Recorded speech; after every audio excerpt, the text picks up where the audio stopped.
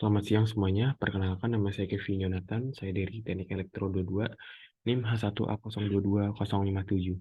Baik, di sini saya akan mempresentasikan implementasi UU Keselamatan Kerja dengan studi kasus pekerjaan di bidang elektro. Kita tahu kita sebagai mahasiswa Teknik Elektro yang nantinya akan menjadi lulusan Teknik Elektro dan bekerja di dunia listrik. Bisa kita lihat dari ketiga gambar ini. Gambar pertama, laki-laki melakukan instalasi listrik. Dan gambar ketiga, wanita melakukan instalasi listrik juga. Perbedaan dari kedua gambar ini, yang pertama, pria tidak menggunakan sarung tangan, di mana sarung tangan sangat penting dalam safety dunia elektro, di mana ketika seorang tidak memakai sarung tangan dalam melakukan instalasi listrik, itu sangat berbahaya ketika listrik menyambar ke tubuh sang pekerja. Tetapi pada gambar ketiga, wanita tersebut menggunakan sarung tangan dan dia menerapkan safety dalam pekerjaannya. Pada gambar kedua, menurut saya ini merupakan pekerjaan yang sangat berisiko, yaitu teknisi listrik tersebut naik ke tower dan melakukan pekerjaannya, di mana di sini kita lihat kita tidak tahu apakah dia menggunakan sarung tangan ataukah dia menggunakan kabel pengaman. Next. Setelah kita lihat tadi pekerjaan-pekerjaan elektro yang cukup sangat berisiko, pasti ada apa ya sesuatu yang layak kita dapatkan, yaitu gaji.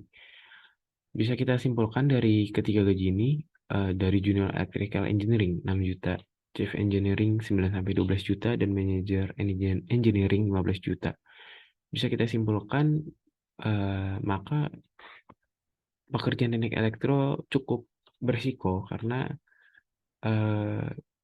setara dengan gaji yang diberikan. Bahkan dari Junior Electrical Engineering di beberapa perusahaan menawarkan lebih dari 7-8 juta per bulan. Nah, pasti dengan gaji yang tinggi, pasti resiko pekerjaan teknik elektro pasti juga besar.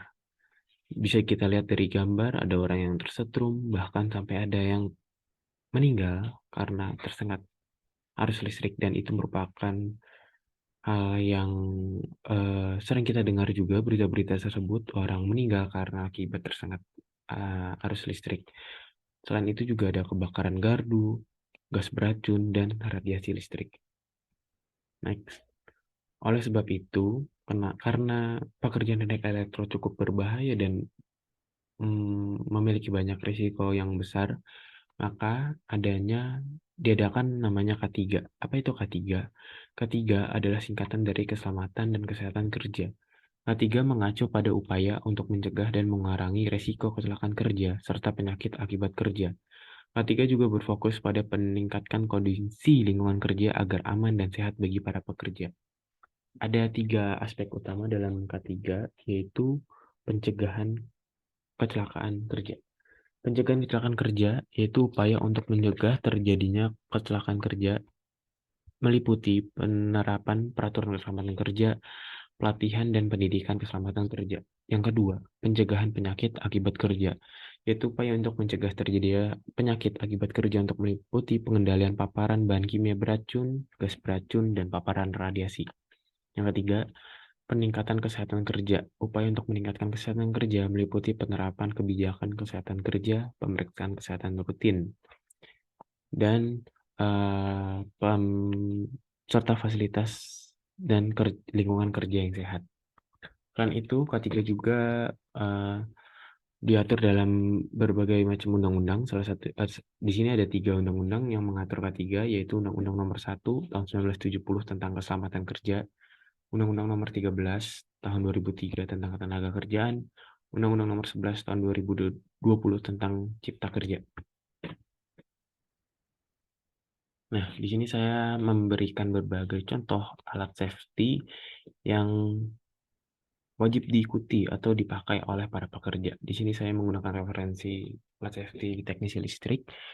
Ada rompi listrik, kacamata, parpak anti panas dan anti aliran listrik, helm proyek, penutup wajah, dan sarung tangan listrik tegangan tinggi.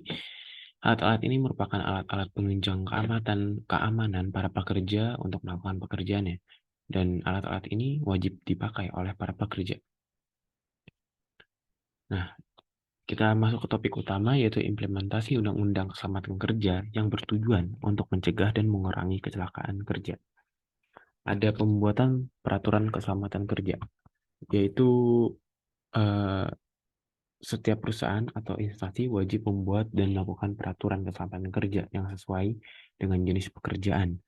Pelatihan dan pendidikan keselamatan kerja. Setiap pekerja wajib menerima pelatihan dan pendidikan keselamatan kerja sebelum dia masuk ke dunia kerja dan melakukan pekerjaannya. 3. Pengadaan perlengkapan keselamatan kerja. Perusahaan wajib menyediakan dan memastikan penggunaan perlengkapan keselamatan kerja yang memadai seperti helm dan alat-alat safety lainnya. Pemeriksaan kesehatan dan pengawasan keselamatan kerja.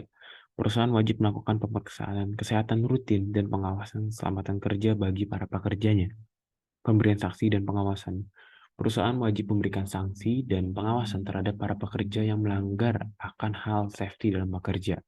Karena itu merupakan hal yang menyangkut bagi pihak perusahaan baik maupun pihak para pekerja.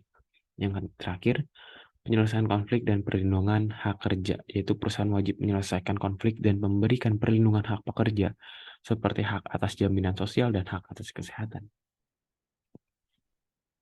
Oke, baik, selesai sudah presentasi saya tentang implementasi undang-undang dalam hak keamanan dan safety bekerja. Kita sebagai mahasiswa teknik elektro yang nantinya akan bekerja dan lulus menjadi teknik elektro dan bekerja di bidang atau dunia listrik, pastinya memiliki risiko yang sangat tinggi. Oleh karena itu, mulai dari sekarang, kita harus benar-benar paham apa itu safety dalam bekerja. Karena pada saatnya nanti ketika kita bekerja dan ketika kita sudah berkeluarga, kita selalu ingat bahwa anak dan istri kita selalu menunggu kita di rumah. Sekian dari saya. Terima kasih.